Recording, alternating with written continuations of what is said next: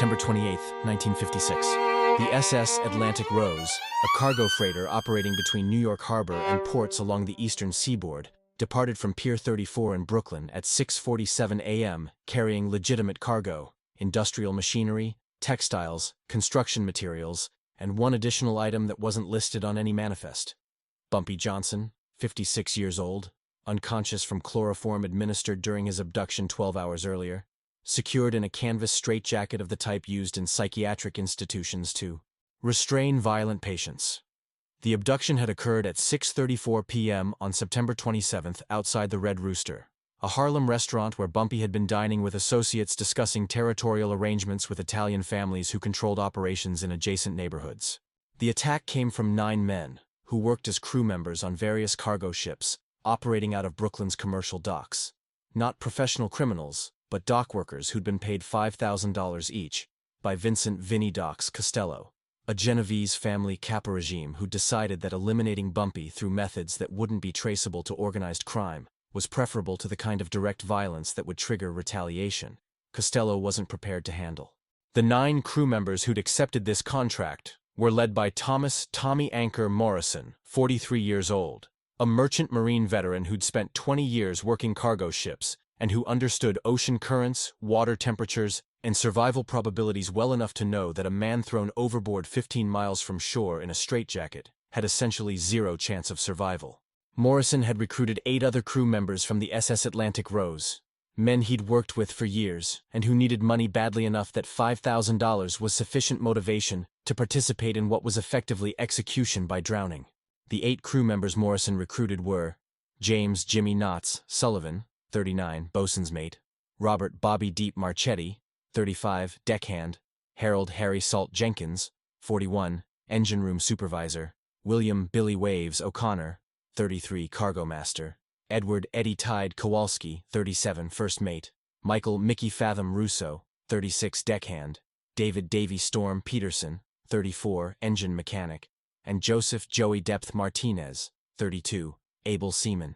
9 men total, each compensated identically, each believing that ocean disposal would make this murder essentially impossible to investigate or prosecute.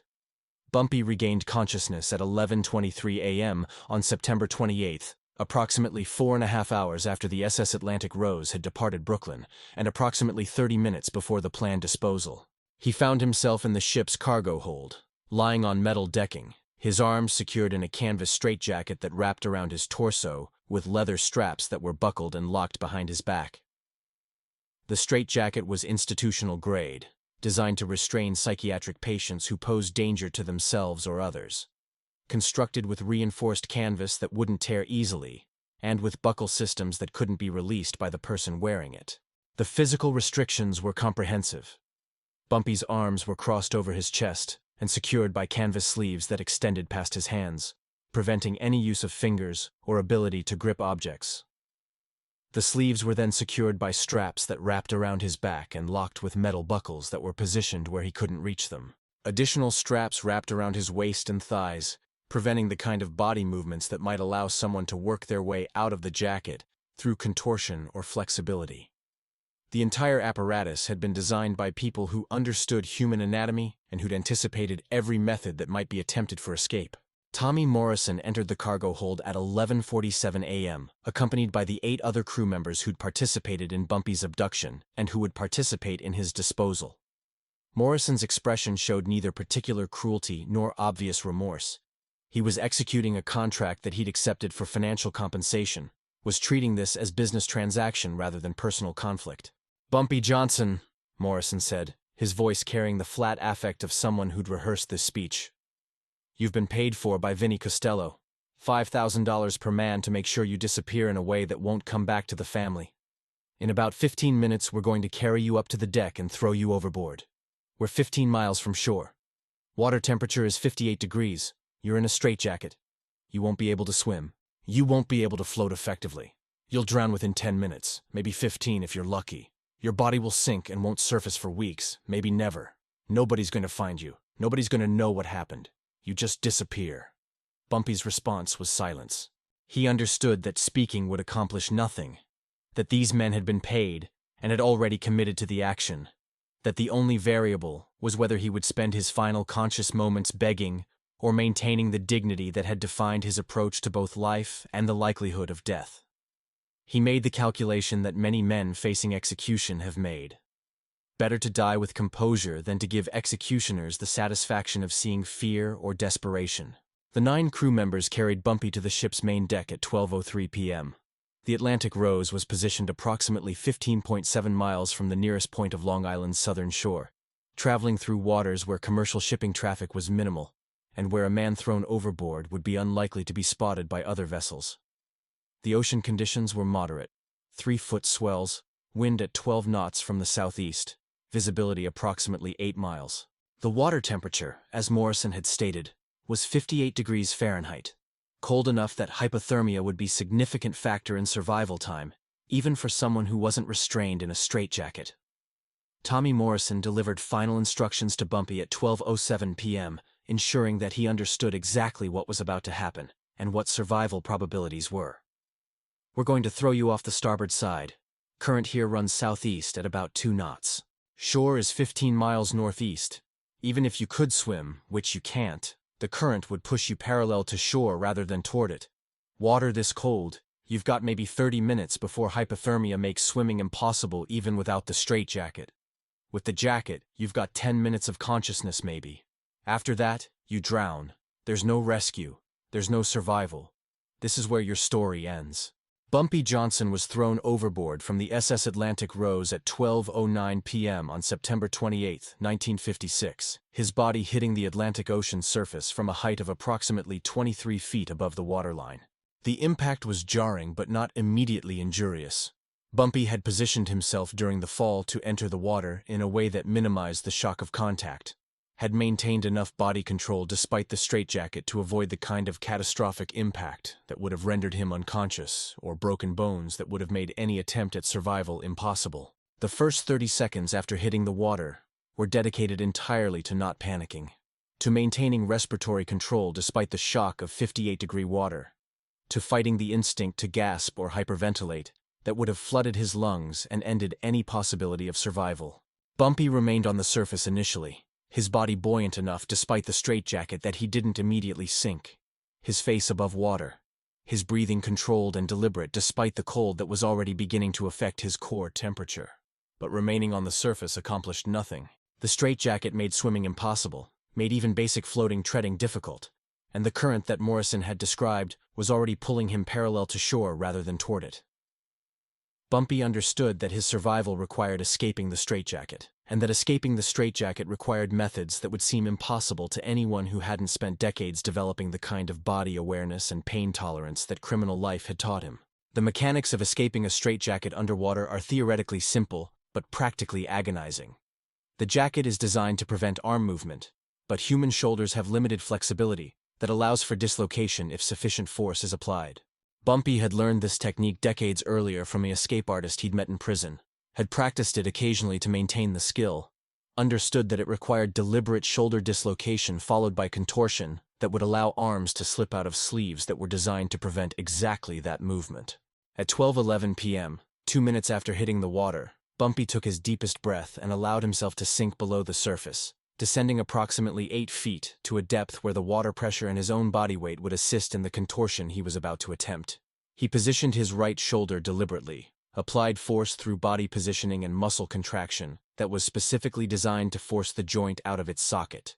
The pain was immediate and overwhelming, the kind of agony that would cause most people to abort the attempt and accept drowning as preferable to continuing. But Bumpy had experienced pain before, had learned that pain was information rather than imperative, that the body could be forced to continue functioning even when nervous system was screaming for cessation. The right shoulder dislocated at 12:12 p.m., approximately 3 minutes after Bumpy had been thrown overboard. The dislocation created enough slack in the straitjacket's right sleeve that Bumpy could begin working his arm backward, contorting his body in ways that the jacket's designers hadn't anticipated because they'd never designed for someone willing to deliberately dislocate their own shoulder underwater while drowning. The process took approximately 90 seconds of continuous effort, during which time Bumpy's lungs were burning from oxygen deprivation, and his core temperature was dropping to levels that were beginning to affect muscle function. The right arm came free from its sleeve at 12:13:30 p.m. With one arm free, the remaining restraints became significantly easier to defeat. Bumpy surfaced briefly at 12:14 p.m., took 3 deep breaths that provided enough oxygen for the next phase, and descended again to work on releasing the remaining straps and buckles that secured the jacket. The left shoulder didn't need to be dislocated. With the right arm free, Bumpy had enough leverage to unbuckle the straps that secured the left sleeve, could work the buckles that were positioned behind his back, could systematically defeat each restraint through combination of contortion and deliberate manipulation. The straitjacket came completely free at 12:17 p.m., approximately 8 minutes after Bumpy had been thrown overboard. He surfaced with the jacket in hand, taking deep breaths that restored oxygen levels, and allowing himself approximately 30 seconds to assess his situation. He was 15.7 miles from shore, in 58-degree water, with no flotation device except the straitjacket itself, with hypothermia already affecting his extremities, and with 9 crew members on a ship that was now approximately 1 mile away and continuing to move farther. But he was alive, conscious, and free from the restraints that were supposed to have made survival impossible. The calculation he made in those 30 seconds was straightforward. Swimming 15 miles was impossible even in ideal conditions, but surviving long enough to be rescued by another vessel, or to reach some closer point of land was possible if he could maintain body temperature and conserve energy. He used the straitjacket as a flotation device, wrapping it around his torso in a way that provided buoyancy while he floated on his back, minimizing energy expenditure while he evaluated his options. The fishing trawler Mary Catherine spotted Bumpy Johnson at 2:47 p.m. on September 28, 1956, approximately 5.5 hours after he'd been thrown from the SS Atlantic Rose and 2.5 hours after he'd escaped the straitjacket. The trawler's captain, Michael "Mickey" O'Brien, a 52-year-old Irish fisherman who'd been working these waters for 30 years, initially mistook the floating figure for debris or a seal, but closer inspection revealed a man floating on his back approximately 11.3 miles from shore, using what appeared to be canvas fabric as flotation device. Barely conscious but still alive despite water temperature that should have killed him through hypothermia hours earlier.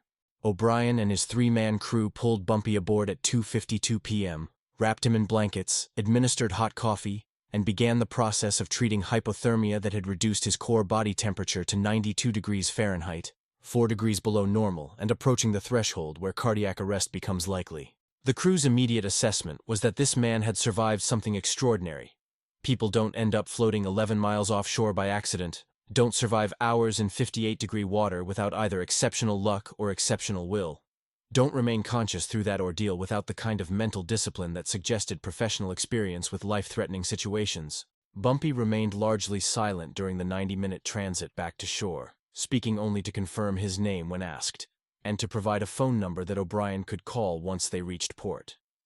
The number connected to Marcus Webb, who received the call at 4:34 p.m., and had a car waiting at the Sheepshead Bay docks when the Mary Catherine arrived at 4:51 p.m. Bumpy was transported immediately to the same medical facility in the Bronx that had treated him after previous injuries, where doctors confirmed severe hypothermia, a dislocated right shoulder that would require immediate manipulation back into socket, and early-stage pneumonia from aspirating saltwater during his time in the ocean. But he would survive. The hypothermia was being reversed through warming protocols. The shoulder could be relocated. The pneumonia could be treated with antibiotics. The injuries that should have killed him, that 9 crew members had been paid $5,000 each to ensure would kill him, had failed to accomplish their objective. Bumpy Johnson was alive, conscious, and absolutely committed to ensuring that 9 men understood they'd made catastrophic error in judgment when they'd accepted Vincent Costello's contract. The intelligence gathering that followed over the next 4 days demonstrated the value of networks that Bumpy had cultivated over decades of criminal operations. The SS Atlantic Rose was easily identified. Cargo ships operating out of Brooklyn's commercial docks maintained public records of arrivals and departures. Crew manifests were accessible through port authorities, and the timeline of Bumpy's abduction matched perfectly with the ship's departure on September 28th at 6:47 a.m. Within 24 hours of Bumpy's rescue, Marcus Webb had identified the ship, its crew, and had begun tracking the 9 men who'd participated in the disposal operation. Tommy Morrison was first, identified through port records as the ship's chief bosun and a 20-year veteran of merchant marine operations. James Sullivan, Robert Marchetti, Harold Jenkins, William O'Connor, Edward Kowalski, Michael Russo, David Peterson, and Joseph Martinez followed quickly, each identified through crew manifests and confirmed through dock workers who'd observed the 9 men operating as unusually close group during the Atlantic Rose's brief time in port, before departing on what would be its final voyage with this particular crew. The captures began on October 3, 1956, 5 days after Bumpy had been thrown overboard, and 3 days after he'd been released from medical treatment with instructions to rest and avoid strenuous activity. Bumpy ignored these instructions entirely, personally overseeing operations that would require capturing 9 men who were spread across Brooklyn's waterfront district and who would certainly be alert to possibility of retaliation once they learned that their disposal operation had failed. Tommy Morrison was taken first, grabbed at 7:23 p.m. on October 3rd as he left a bar near the docks where he'd been drinking with 2 of his crew members. The capture was executed by 6 of Bumpy's men who'd been tracking Morrison since he'd returned to Brooklyn on the Atlantic Rose's next voyage. Morrison was restrained, gagged, and transported to a warehouse near the Brooklyn Navy Yard that Bumpy had secured specifically for what was coming. He was the first of 9 to be secured in that warehouse, positioned in a chair where he could see the straitjacket that Bumpy had preserved from his own ordeal, the same canvas restraint that Morrison had locked Bumpy into 5 days earlier. The remaining 8 crew members were captured over the next 36 hours through coordinated operations that demonstrated why Bumpy's organization could execute complex missions that required timing, intelligence, and personnel coordination. James Sullivan was taken at 3:47 a.m. on October 4th from his apartment. Robert Marchetti was grabbed at 11:23 a.m. from a diner. Harold Jenkins was captured at 2:34 p.m., leaving the Atlantic Rose after completing his shift. William O'Connor, Edward Kowalski, Michael Russo, David Peterson, and Joseph Martinez followed in sequence, each captured between October 4th and October 5th, each transported to the same Brooklyn warehouse, each positioned where they could see the 8 who'd been captured before them. By 6 p.m. on October 5th, 1956, 7 days after Bumpy had been thrown overboard, all 9 crew members who'd participated in that disposal were secured in the warehouse, aware that everyone who'd been involved in the operation was now in custody, understanding that Bumpy Johnson had not only survived what should have been certain death, but had systematically hunted down every person responsible.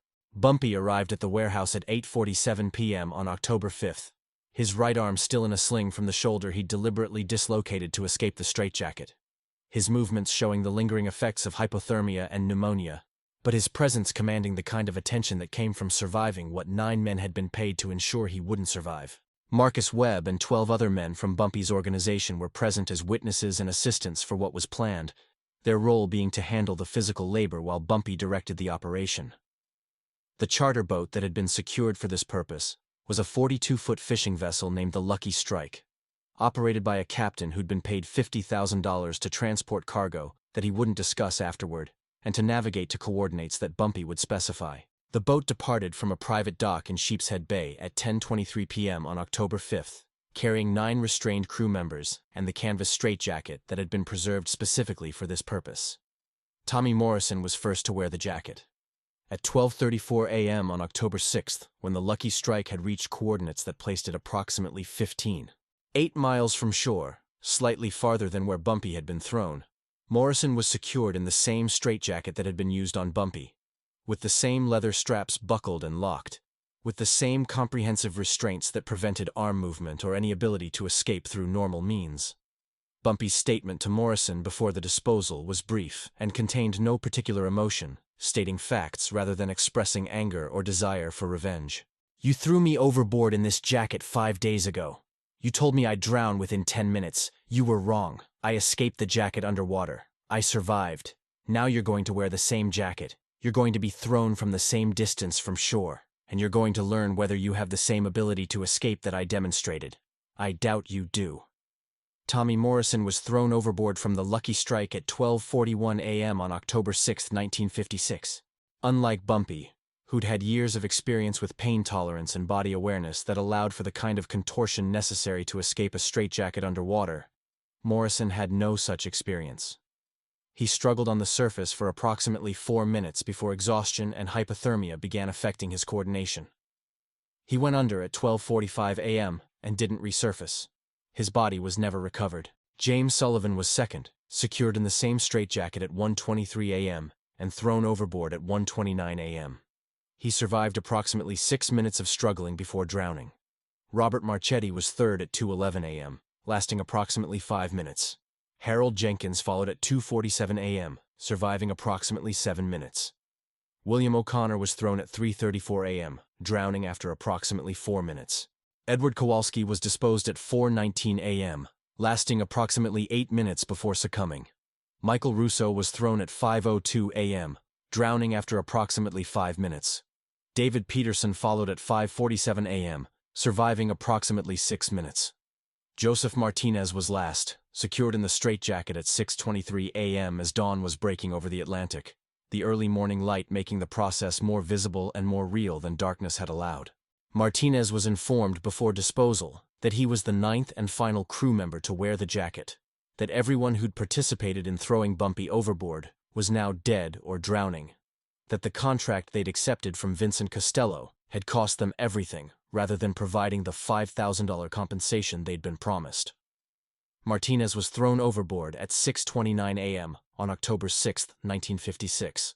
He survived approximately 9 minutes before drowning, the longest survival time of any of the 9 crew members, but still nowhere near sufficient to accomplish what Bumpy had accomplished through combination of pain tolerance, body awareness, and sheer determination to survive what should have been unsurvivable. The Lucky Strike returned to Sheepshead Bay at 9:47 a.m. on October 6th. The 9 crew members of the SS Atlantic Rose had all been disposed in the same waters where they'd attempted to dispose of Bumpy, wearing the same straitjacket they'd locked him into, thrown from the same distance from shore they'd specified when explaining why his survival would be impossible. None of the 9 bodies was ever recovered. The official investigation that followed their disappearances noted that all 9 men were last seen on October 3rd through October 5th, that they'd all worked on the same vessel, and that their simultaneous disappearance suggested either coordinated desertion or foul play that couldn't be proven without bodies or witnesses. Vincent "Vinnie Docs" Costello, the Genovese capo regime who'd paid $45,000 to have Bumpy eliminated through ocean disposal, learned about the outcome on October 8th when a package was delivered to his office in Brooklyn. The package contained the straitjacket that had been used on all 10 men, first on Bumpy, then on the 9 crew members who'd thrown him overboard.